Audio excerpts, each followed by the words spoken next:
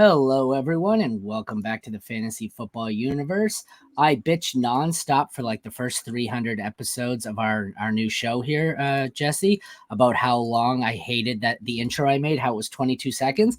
I found that lately as we begin the show, I hop back over to Twitter and I retweeted. I retweet because it sends out a notification on yours, mine, Jeremy, blah. I found the 22 seconds is perfect because it allows me to go out and retweet on all 5 accounts in 22 seconds. So now I find myself rushing against the 22-second clock going, all right, how long?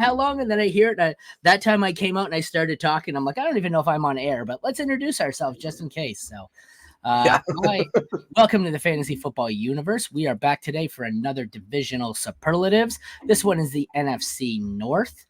I am Aaron St. Denis. Find me on all social media at FF Mad Scientist. He is Jesse Moeller. What is it? What are you drinking? Blue Mountain Dew? No, it's a sugar-free energy drink thing. Oh, that sounds terrible, but you're diabetic, right? So it's the life, baby. It's the find life. him at jmoeller05. If you want any of our written work, right now it's a lot of rookie profiles for you to hit. Head over to fantasyfootballuniverse.com or catch us pretty much on any social media. YouTube, Twitter, Instagram, TikTok, Reddit. We are there. The FFU or Fantasy Football Universe depends on what we were able to secure. But if you like us, follow us, subscribe us, comment, review, any like that, we will be happy to reply with any questions you have. Let's get right into it, I guess. We will start off the usual ground rules. You're having internet issues again, aren't you, Jesse? Yes, I am. Shocking. I need to really. Me and Comcast are going to have a serious discussion about this because this is getting out of control. We did this yesterday, and you ended up on your phone. But so I'll go over the ground rules as you pixelate here. So if they have an obvious starter, I leave the obvious starter in there. In the situation here of the Bears, where there is an obvious need at the position, I subbed in, according to Mock Draft Database, the most mocked player at that position. So here you see Caleb Williams because, sorry, I'm bringing up Mock Draft Database. That's who they have. He's going 101. So we'll start at quarterback. Actually, I forgot there's J.J. McCarthy, who is also mocked right now to Minnesota.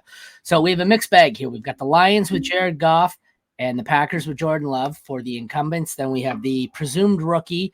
I think this one's pretty safe. Caleb Williams going to the Bears. And then the not nearly as locked in, we have J.J. McCarthy going to the Vikings. I'm bringing that right up on, like I said, Mock Draft Database.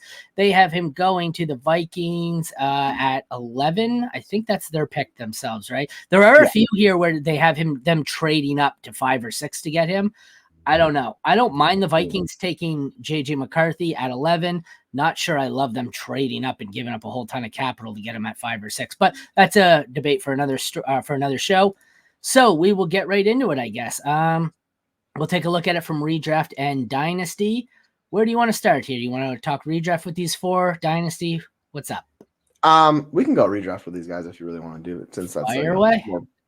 All right, it's Jordan Love. I'm not gonna take the risk with the rest of the guys. Like, we saw Jared Goff, but the thing with Jared Goff is the ceiling is just never there. As good as he has been, and he's been a very good passer even last year. Like, Jordan Love finished above him in points per game basis, so he's in a better situation. The offense, and I like the Lions' offense a lot better, but they're still missing a vertical threat. Like, that's kind of what they need, and maybe that's James Winston. That's not.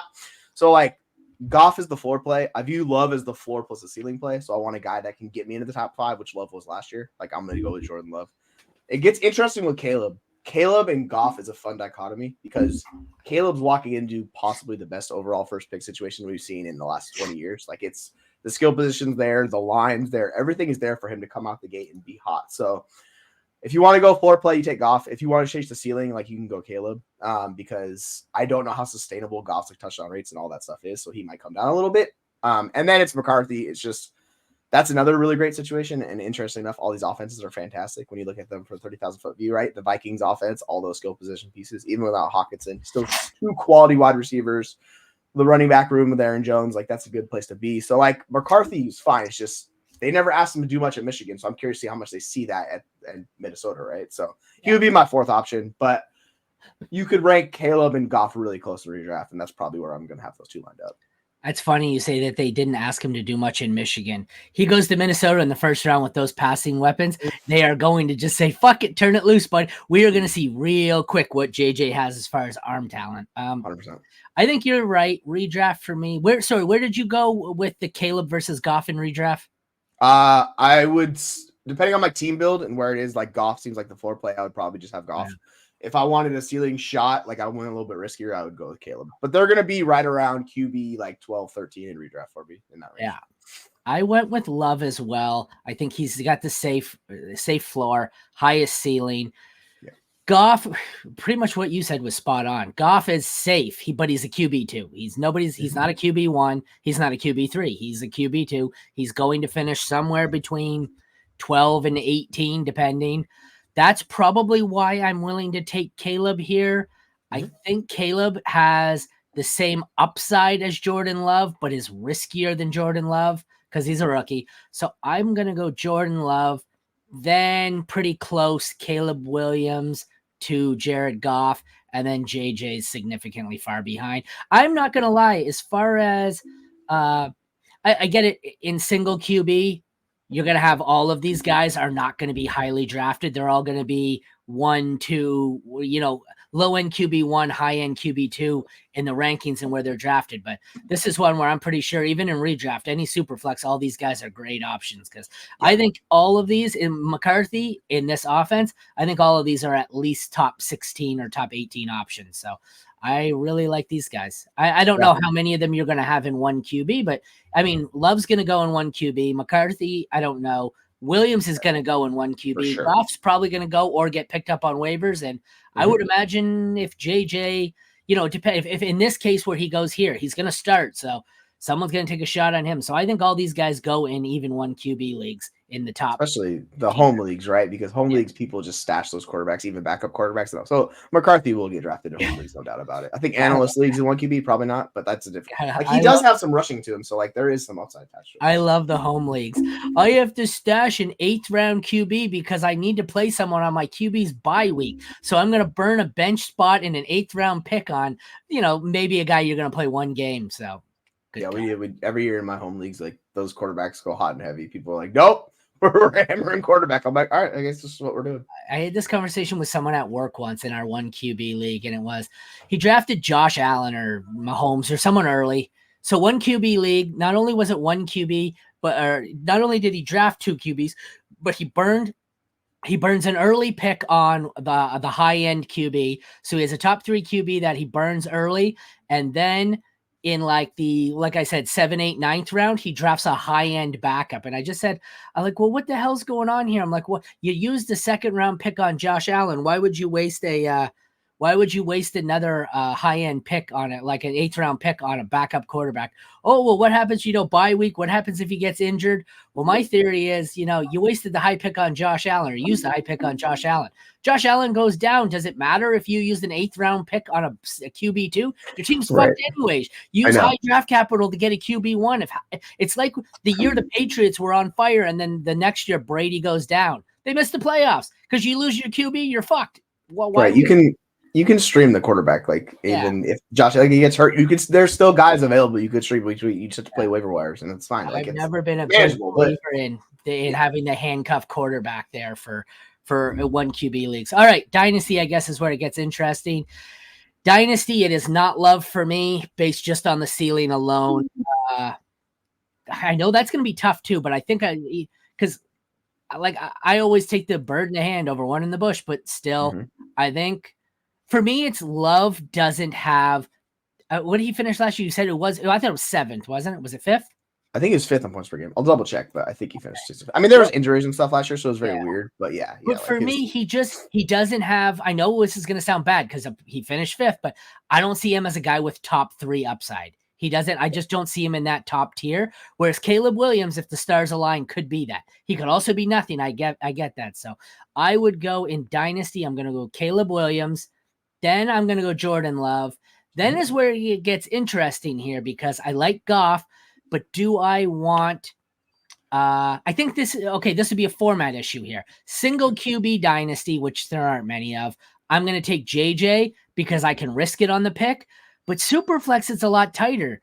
do I want the guaranteed QB2, even though it could only be a few more years? Or do I want the guy who could end up being a QB1 or 2 for me for years to come, or could be washed out of the league in 2 years? I don't know. So for me, the debate here is, I guess you could debate Williams Love. I don't. But for me, I think in Dynasty, I want to go JJ McCarthy over Goff, but you could sell me either way. What are your thoughts on these 4 for Dynasty? Yeah, I have them like 2 spots apart. I have JJ as my QB 17. I have Goff as my QB 19. But like, it's all team build dependent. If I have a win now team, I'm going to take Goff because I got to know what I'm getting out of him. That's a good point. If you're rebuilding or whatever, just take McCarthy and the upside because he could substantially gain value where Goff really can't. Yeah, Goff can get to what, maybe QB 12. Yeah, Goff is what he is at this point. He's capped. Like, so yeah.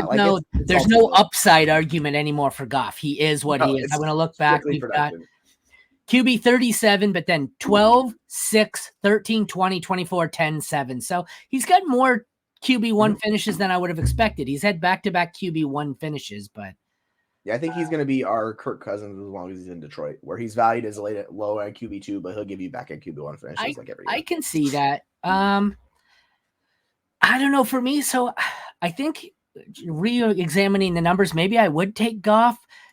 29 age was also a factor, but I guess a QB turning 30. Goff is one of those guys where I feel like he's old and been in the league 100 years.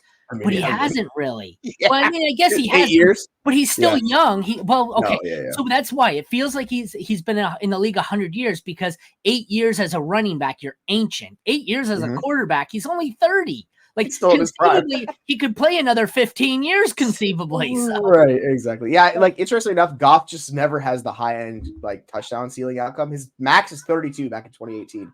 Last year, he only had 30 passing touchdowns. Like he's such a passing dependent quarterback. Like, I don't think he's ever going to get to the 40 or 45 where that's how you reach that top 5. And that's kind of where he limits himself. So, like, yeah, I'd take the rushing upside of McCarthy if you really want to chase upside and play value game, it's McCarthy. But if you want to try to compete for a title this year, like Goff's a bunch. Yeah. Just like you could lock him in. I think I'm going to default to that. McCarthy is my guy in any standard or rebuilding build. Goff is the guy if you want to win now. All right, let's move on to running back. If I can. Running backs are interesting. Yep, they are.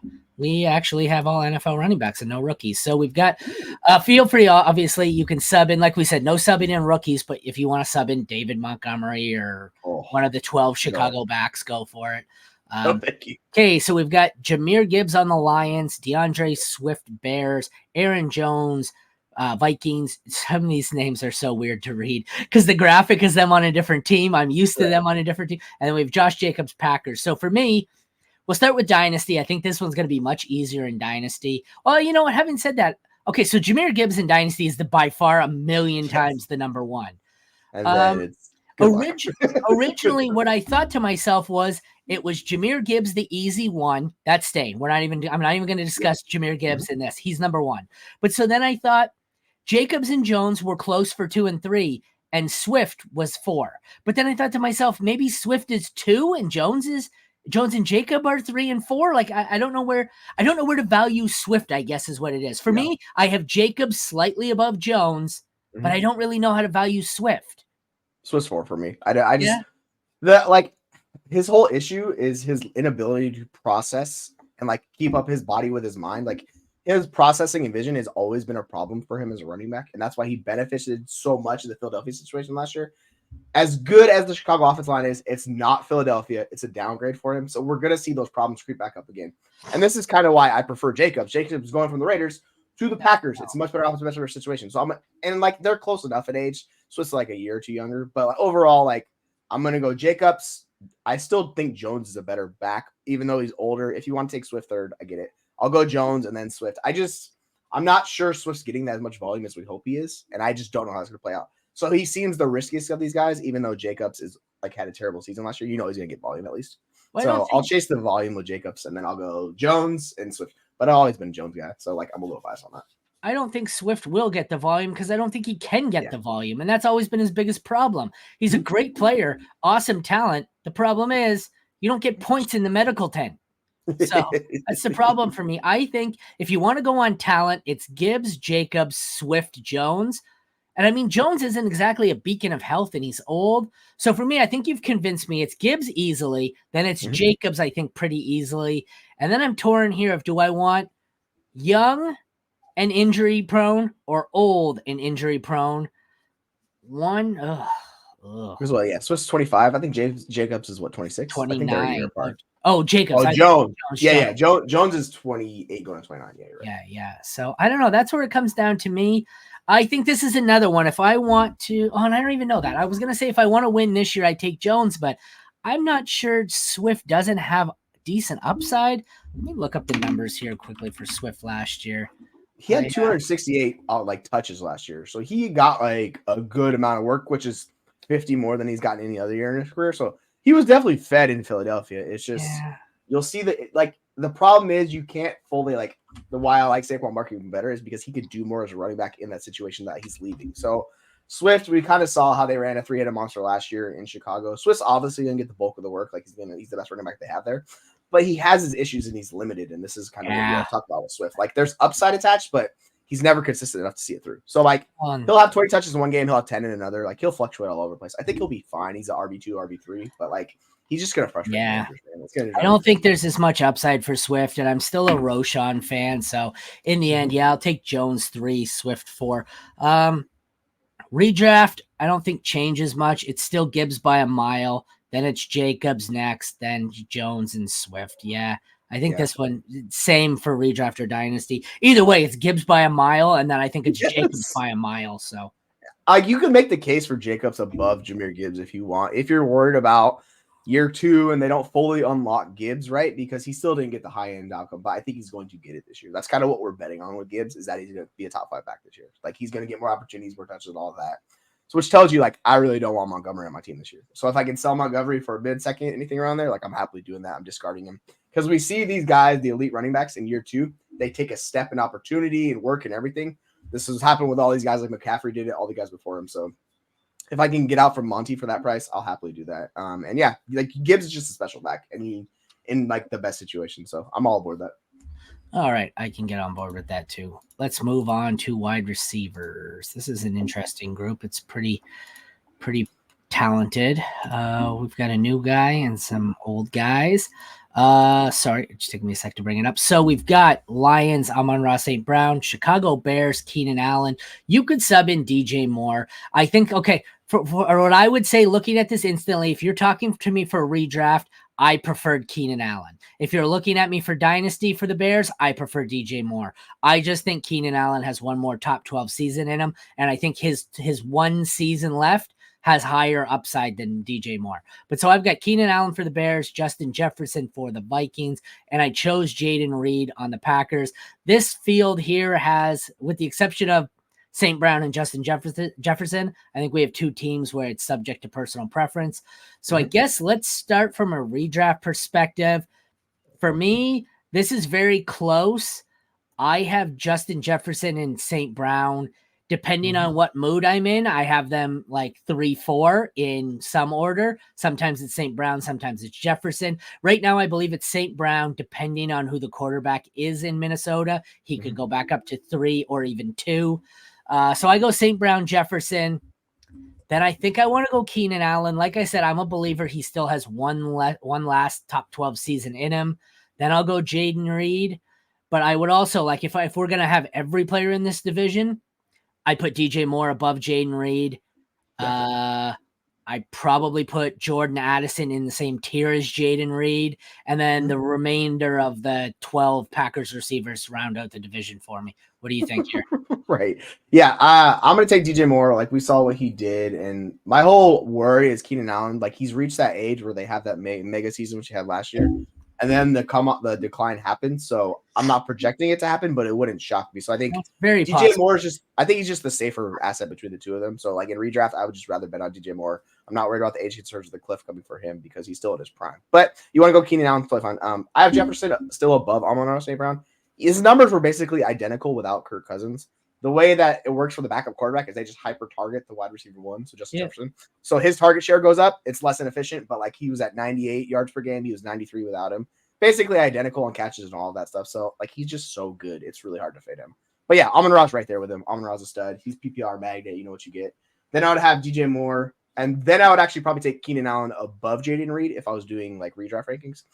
And then it's, Jordan Addison, I would put him after Jaden Reed because I still want to chase the wide receiver one for the Green Bay Packers. It's a little uncertain, right? And with whoever the rookie quarterback is in Minnesota, or if it's Sam Darnold, whoever it is, like I do worry about the ancillary pieces outside Jefferson because we've seen it. Rookie quarterbacks struggle to support their assets in year one.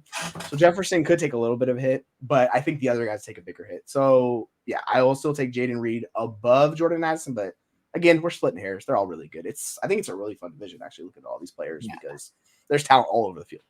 I think if we switch to a dynasty outlook here, the only thing that changes for me is Keenan Allen drops to the bottom with the backup Packers receivers. It's still Amon-Ra and Jefferson at the top in some form. Then DJ Moore is the 3 for me. Then I probably have a combination of Addison and Reed next. Then it would be, I don't know, I'm close here between Romeo Doubs and then I think it's probably Keenan Allen and then Christian Watson for me. So really it's the same. The only difference is Keenan Allen plummets from redraft to dynasty. Yeah, Keenan Allen goes from like 4 for me or 5. Yeah, he was 3. Like he was 3 for me to like 7. So he goes 4 to 7 or 4 to 8 for you. Yeah, I think like in my dynasty ranking, he's only a couple spots below Jaden Reed, and I think Addison's like 30. Jaden Reed like 33, and then Keenan Allen's like 36 wide receiver dynasty. Like it's just kind of that's a glut of dudes. So like I really don't mind how we move those guys around. Do you have any interest in redraft the other Packers receivers? Yeah. What is that? Dobbs, Watson. Who's the 4th guy I'm forgetting? Wicks. Thank you.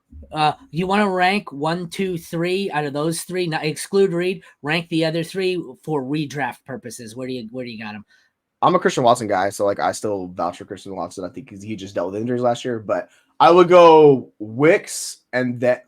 Man, the thing with Dobbs is like he's going to be playing, so you probably could take the shot on him. He's just not that good, is the problem. But he just is on the field. He takes up snap. He does that. So I'll chase Wicks, even though it's probably going to burn me. So I would put Dobbs 4th out of those guys. But realistically, he probably should be 2nd. See, I go Dobbs, Wicks, then Watson. I wasn't a big believer in Watson to begin with. Not only that, we're 2 years in, and what he's been is injury plagued. I think he's just going to be one of those guys like Mike Williams. There's just something about the way he plays that's prone to violence and prone to injuries, and I think that's going to be him. Look at his entire career has been injury plagued, like way back to high school. I think Jeff Moeller was talking about this. Like his list is extensive, so he probably needs to see a specialist or something. It's all soft tissue shit too. It's not freak injuries, so it's stuff that some people those tissues are just not as it's a flexibility, a pliability, like your tissues and tendons are just tighter than others. Well, and I mean that's true of a lot of athletes because like if you compare an athlete to a normal person, we couldn't do what they do because our muscles and tendons just don't operate as effectively as theirs. And so he's a pro athlete, but not quite up to flexibility with the others. And I think that's why I think he's just going to have this issue. Even we've seen it with like, I guess Keenan Allen's a great example. Yep. He's always prone to these. He's been groin injury, hamstring injury, Michael Thomas. So I don't know. I'm the low guy. He had those first couple of years, he was injury plagued. Like everybody's called him injury plagued wide receiver. And then he played basically 5 straight seasons and have injury. So it can come and go for these guys. I think Watson's just an inherently risky proposition.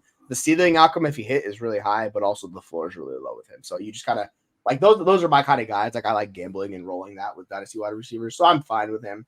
And he's like wide receiver 55 right now in dynasty. He's super cheap. So like I'm fine throwing the dart on him and see if it works. For Watson, for me, in 2 years, we have essentially won 4-game stretch where he put up like 9 touchdowns, and that's his value for 2 years. And I'm not exaggerating. I don't know if it was 9. It might have been 7, but it was like 2 touchdowns a game in that rookie season. So he missed 8 games, put up 8 touchdowns, and then missed the next 5 games or something. So this is definitely one of the more talented groups we've seen, and it's pretty damn deep. Yes. Aside from Detroit, who's got to be drafting some form of backup here. Like they've got to add something. There's nothing.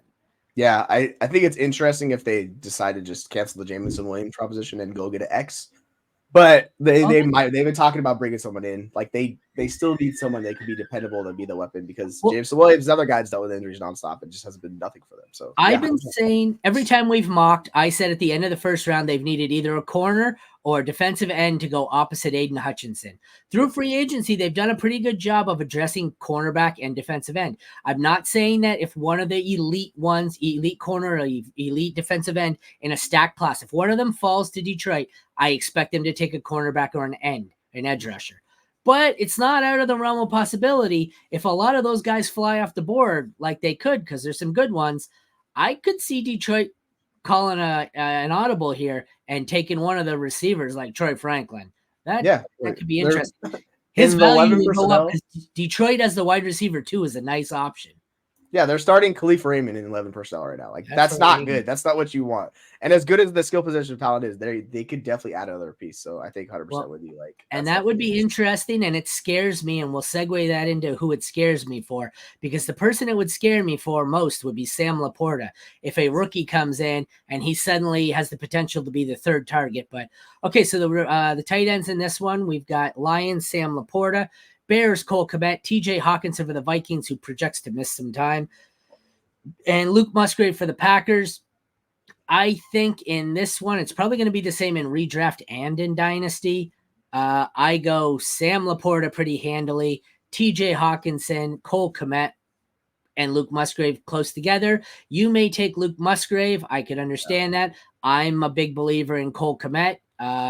Hopefully Caleb Williams is as well, but I think the top two are pretty solidified here, and I think Laporta's got this easily. My question, I guess, is say the Lions take a non-top three non-big three receiver in the first.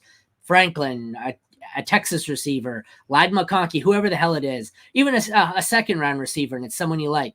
What does that do? Does that drop Sam Laporta behind TJ Hawkinson for it? Not in redraft, because I expect Hawkinson to miss significant time.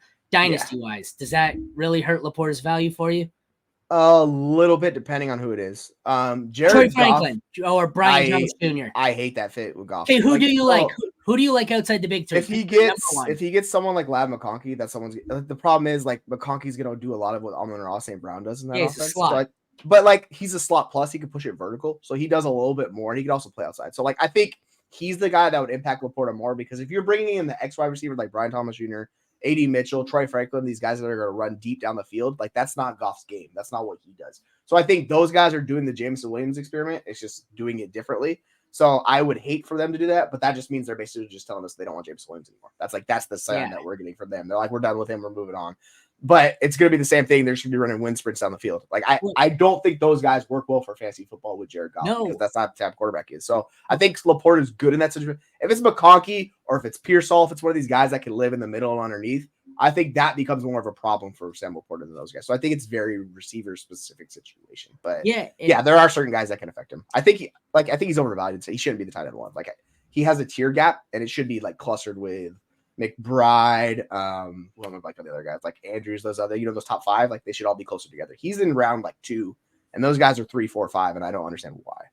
Yeah, it's interesting because I think you're right. If they bring in a slot, it impacts him and St. Brown a bit. But if they bring in another Jameson Williams, it could actually be beneficial to him, because it spreads the intermediate and short area of the field open a bit more, and it could actually get him some more looks if you've got J-Mo and some other, Troy Franklin out there running deep wind sprints. So right. I think it'd be a nightmare to stop the defense. Okay, I guess I have Laporta easily in redraft first. The question for me is, do you still have Hawkinson second in redraft?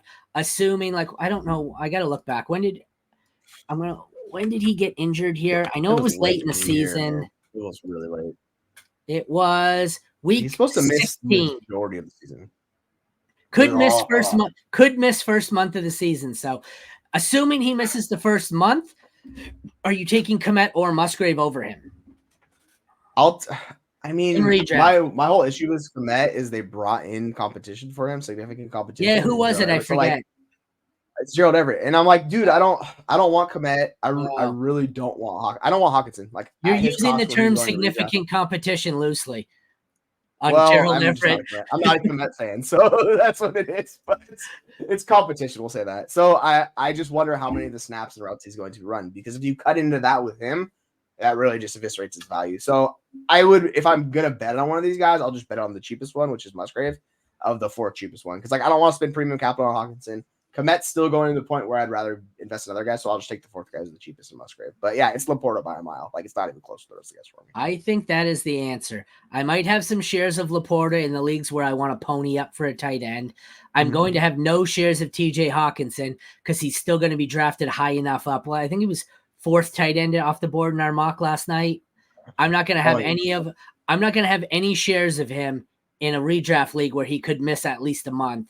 And then it's going to be for me. I'll probably have some shares of Komet and Musgrave as my late tight end flyer. Let's bring that up. Who is that? Oh yeah, Hollywood says Kraft. What do you think about Kraft? It's a good competition. It just depends what you prefer there. Like, you know, Musgrave was dealt with a ton of injuries, and that's kind of when Kraft took off at the end of the year because Musgrave was out. He had the concussion, that he had the injury as well. So it is weird to see because Kraft got the snap share and he was fine and he did good. So I don't mind Kraft. I just prefer what Musgrave offers. I just thought he was a better tight end coming out. I still think he's a better tight end. It's just he's another guy like Jameson Williams and these guys that dealt with a lot of injuries. So Musgrave has dealt with that. Same thing Oregon State, he dealt with that. So like that's kind of the thing with him. But like I'll just buy the talent. And if he gets injured, yeah, if you want to go Kraft, go Kraft. Like it's totally fine. I'd be fine with either one of them guys, honestly. Between Jacobs, 4 receivers, and 2 tight ends, these guys need some injuries because there's too many mouths to feed if they're all healthy. Yeah, somebody's not even getting on the field if they're all healthy. So that's what worries me about Kraft. 100%. Like I do with Hawkinson, I think the best way to go about getting him is trading him in season because whoever rosters him is going to get super frustrated and his value is going to drop more than it is right now. So if you want to get a cheap tight end 1 dynasty for the future, go get TJ Hawkinson. We went from yesterday having the best kicker division in football. This is ugly. I don't believe I rostered any of these 4 last year. I might have streamed Michael Badgley. Well, Parker wasn't in the league last year. But so we've got Michael Badgley for the Lions, Cairo Santos for the Bears, John Parker Romo, Vikings, Anders Carlson for the Packers. I do kickers a lot. Like this, I'm pretty good with kickers. Badgley, I'm going to stream here and there. Parker Romo, I'm interested to see what he becomes, but I don't anticipate me having any of these guys on any of my rosters in the leagues that I have kickers outside of a desperation stream or one of my, tune into my streamer article where they've got like just a cakewalk matchup. But I don't think I had any of Santos last year. I streamed Carlson a couple times, but don't draft any of these guys. If you're drafting a league with kickers, don't draft any of these guys. You might have to stream them, but don't draft them. Yeah, they're all good offenses. I don't even know who John Parker Romo is. I'm assuming he's a rookie because it looks like he has a Sun Devils jersey on. So I'm guessing he's a rookie, but like the good offense. Devils jersey, isn't it? It's an XFL jersey. Oh, it's XFL? Oh, even worse. I don't know who that Parker Romo guy is. But speaking of XFL, whoever that dude is, who's the guy that has the cannon leg, can like 65-yard field goals? That's the kid you're thinking from the rugby team, isn't it? Yeah. It might be. I don't know. I saw the highlight and I was like, dude, somebody needs to sign that guy ASAP. He's an absolute cannon. But yeah, like they're good offenses. You can stream them. But I'm with you. Like I just don't think they're the best kickers in the world. I'd probably just bet on Carlson. Just Jeremy. What is that? It's a poop emoji. What's the first one? A shopping bag? Fire? Maybe he had to take a hot fire. What did you have? A Taco Bell while you were shopping and you had to shit fire? I don't know. I pity your wife for it right now. That's a fun shopping trip. Yeah. Packers good offense. The Bears are going to be a good offense. Lions are good offense. Vikings TBD. So Vikings are probably the offense of these ones. I don't invest in even though they have the talent. I don't know about the quarterback, and that's my entire situation with kickers. Like it just could be a just disaster, right? So I'll invest in the other guys. But yeah, I'm with you. I'm not a big on any of these kickers. I'm not agreeing with one thing you said there. That the Bears are going to be a good offense. This is a lot of pieces that have to come together, and these situations don't always mesh well immediately. You got a new receiver in there. You're going to have a new quarterback. These Ks equal crap in a bag lit on fire. Okay, that's. Thank you for the explanation. We've got what movie was that? Billy Madison where they're lighting dog shit on fire? Yeah, it run away, yeah. Anyways, my point was that just these situations, rookie quarterback, new-ish coaching staff, old receiver on a new team, new running back, like this has the potential to start really slow and take some time to gel. So I think the Lions and Packers are easily the best offenses. I'm wait and see on the other two. There's a lot of moving pieces. So yeah, we saw the struggles with Fields and how like that fluctuated so much. But yeah, I just the difference between Fields to Caleb Williams, like it's night and day for me. I just trust Caleb Williams a lot more. But 100%, like there is more inherent risk in betting on a rookie quarterback for a kicker. So I'm with you on that. All right, that concludes our wrap up here of the NFC North, all their best position players. For all of our written work, including some of those rookie profiles, and eventually the streamer articles on kickers and defenses by me, head over to fantasyfootballuniverse.com. Go away, Jeremy. Just go away. Go back to Hollywood Jack. Hollywood Jack. What the hell was I saying? Okay. Check us out on any social media: YouTube, Twitter, TikTok, Reddit, Instagram, blah, blah, blah, Facebook, at the Fantasy Football Universe. Like, subscribe, rate, review, comment, all that fun stuff, and we will interact back with you. We pretty much answer anything. We don't have lives, and this is pretty much what we do. I raise my kid, I drive a bus, and I do football stuff, so I'm around. Sometimes I do them all at once. My kid will be on the bus, I'll be driving a bus, and I'll be, answering questions on my phone. Real safe. But regardless, for Aaron and Jesse and Hollywood Jack somewhere in the comments, thank you for tuning in to Fantasy Football Universe. We will see you again tomorrow for the next division. I don't know who it is, but we'll be here. See you tomorrow at noon. Take care, everyone, and have a great night.